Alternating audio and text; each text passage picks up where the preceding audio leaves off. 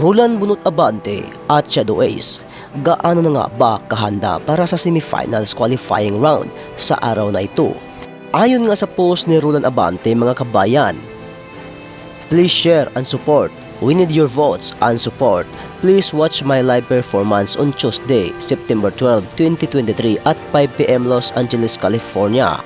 Pero bago pa man sasabak sa labanan ang dalawa nating mga performers ng Pilipinas, ay nagkita-kita muna sila at nagsalo-salo sa pagkain upang ipapakita sa ating mga kababayang Pilipino na suportado nila ang bawat isa kahit magkalaban sila sa semifinals.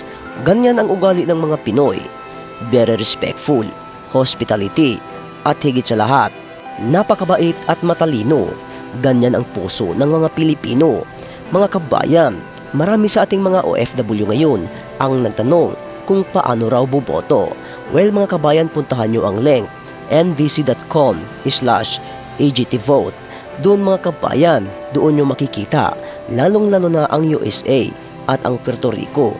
Sila lamang ang pwedeng maka-access at pwedeng makaboto para sa America's Got Talent Season 18. At well, mga kabayan, totoo nga ba ang balitang ito na ang posibleng kakantahin ni Bunot Abante para sa semifinals ay ang kanta ng Chicago na You're the Inspiration?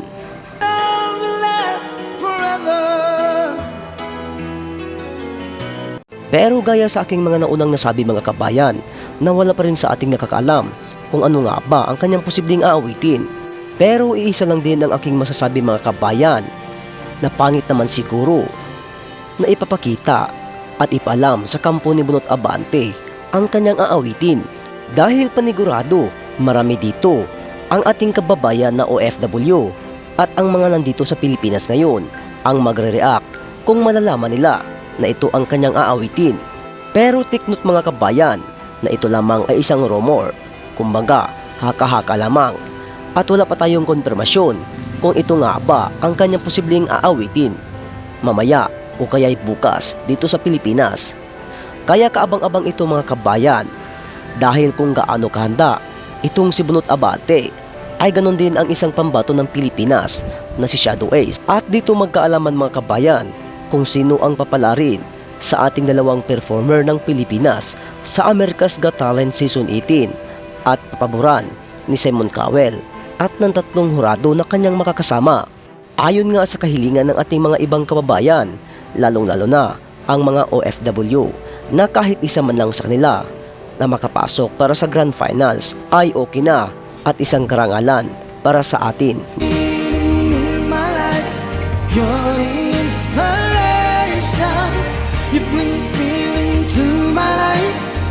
Good luck and God bless Roland Bunot Abante at Shadow Ace. Mga kabayan, lalong-lalo na ngayon ang nasa USA. Don't forget to vote Roland Bunot Abante at Shadow Ace. Ipaglaban natin, mga kabayan, at ipapakita natin ang ating buong suporta para sa ating mga pambato sa America's Got Talent Season 18. Panigurado, mga kabayan, na alam din natin kung gaano kagaling umawit itong si Bunot Abante at gaano rin kagaling itong si Shadow Ace para sa kanyang talent. Very excited na po ang buong Pilipinas, Shadow Ace at Bunot Abante, sa inyong talento mamaya o kaya'y bukas dito sa Pilipinas. Panalangin at determinasyon lamang po ang inyong kinakailangan.